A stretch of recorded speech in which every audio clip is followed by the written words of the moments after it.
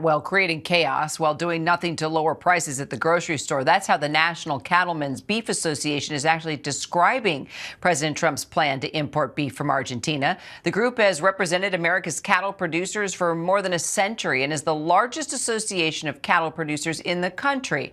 And the group calling the president's proposal misguided. Its CEO saying that members cannot stand behind the president while he undercuts the future of family farmers and ranchers by importing Argentinian beef in an attempt to influence prices. Colin Woodall, CEO of the National Cattlemen's Beef Association, joins me now with more. Colin, great to see you. Let's talk about just the biggest concerns for farmers right now if this plan goes through. The biggest concern is that we've had the President of the United States tell us as beef producers that we need to accept a lower price for our cattle. We don't set beef prices, and I think that's something that's been lost in this discussion. Our job is to raise our cattle, make sure the quality of that beef is the best it possibly can, but we don't get to set that consumer price. But we are seeing really good prices for our cattle right now, and a big driver of that is the overall quality of our beef and the fact that we have some of the highest demand from the consumer that we've had in about 40 years. Wow. Well, we've been talking a lot about the price of beef at a record high, and President Trump made lowering prices a focus on his campaign, as we all remember. I mean, a lot of farmers voted for him.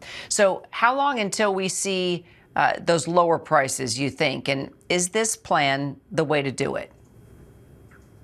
One thing to keep in mind is that when the consumer, our customer, goes to the retail meat case in the grocery store, they have a lot of options when it comes to meat protein. But what we're seeing is that our customers don't have to buy beef.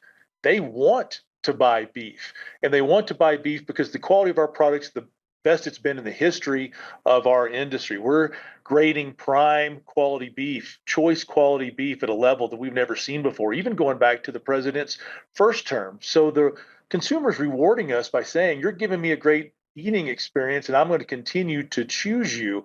And the one thing that's going to help address this whole issue and ultimately get to where the president wants to be is to allow our industry to grow, allow us to take these prices and grow our businesses, grow our ranches and our farms, and also take some time to roll back the regulatory burden on us so that way we don't have so much pressure and so many restrictions in trying to grow our operations. That will allow us to be successful and also achieve what the president is looking to achieve. Got it. So your organization was a major proponent of the so-called One Big Beautiful Bill, even joining the president and Republican lawmakers at the White House amid that push to get it passed. Do you think Trump is keeping his promise to be the most pro-farmer president ever? We have to look at the entire scope of his presidency. And yes, the One Big Beautiful Bill had a lot of really great both tax and farm policy provisions that helped us as cattle producers and will also help us grow. That's why we were a little perplexed when all of a sudden we started hearing his comments about us as cattle producers needing to take a lower price, because that's not how you grow an industry. And that's why we came out and started asking the questions we have about his overall plan. Well, do you still support the president's economic policies after this move? You know, we have already had the conversations about what's next. And the what's next for both the administration and the cattle industry is to start rolling back regulations and make it easier for this cattle industry and cattle producers in all 50 states to expand their operations, to grow, to be able to get the price for the quality we're providing, and to have a healthy industry. You know, 85% of what we produce here in the United States, we consume here in the United States.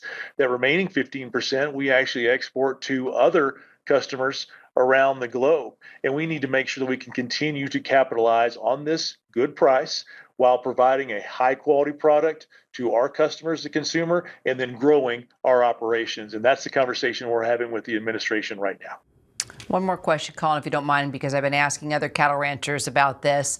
Even yesterday, I did, asking them about this warning that imported beef is carrying a risk of parasites or biohazards like this New World screwworm or foot and mouth disease. How big of a threat is this, and are you concerned? So any country that is approved to export product into the United States has to meet our exact same food safety and animal welfare provisions and requirements. That is something that we have fought for years. But when you look at foreign animal diseases and pests like the New World screwworm, we know that trade could be an issue when it comes to the spread of things like foot and mouth disease. That's a virus that can be carried on fresh and frozen product. It does not have an impact on us as humans, but it could have a devastating impact on animal health. We just need to make sure that all of our trading partners are trading according to the rules. They're living up to all of the requirements that we have asked them to live up to, so that way we can protect ourselves, protect them, and more importantly, make sure that the consumer is confident in the great beef that we're providing them right now. Colin Woodall, thanks for joining me. Appreciate it.